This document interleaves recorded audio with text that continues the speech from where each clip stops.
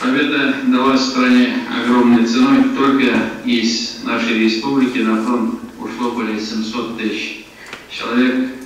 Каждый второй из них погиб. Мы глубоко признательны и благодарны всем, кто ценой собственной жизни отстоял наше право на свободу и независимость. Бүйік жеңінің 70-шылығын белгілеп өтерге санаулы күннергіне қолып бара. Республикада 74 мыңнан артық соғыс ветераны тыл қызметшілеріне юбилей медальдері тапшырылған. Бүйік жеңінің 70-шылығын қаршыларға толы әзірлік іштері олып барылған. Бұлар хақында мәгълүматны премьер-министр орынбасары Васил Шехразиев жеткірді. Ветеранлардың социал паспорты ярдәмендә теге яки бу хезмәтләр күрсәтелүгә мохтаҗлыгы ачыкланган. Шуның нәтиҗәсендә безнең районда соңгы 3 елда җирле бюджеттан 22 сугышта катнашучының һәм ветераннарның тыллары тракларына ремонт эшләре үткәрелгән.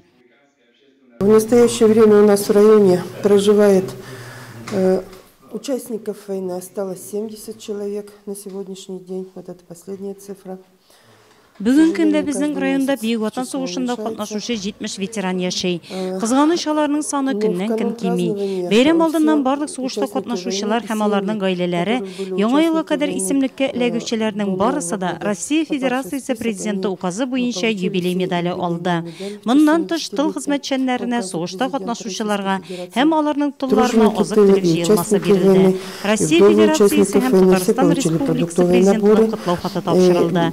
Моннан тыш пенсия фонды тарафынан тыл хезмәтчәннәренә 3000 сум, сугыш ветераннарына 7000 сум акча бирелде. Выделены денежные средства через пенсионный фонд по 3000 рублей ветеранам войны, труженикам тыла и по 7000 ветеранам войны, участникам.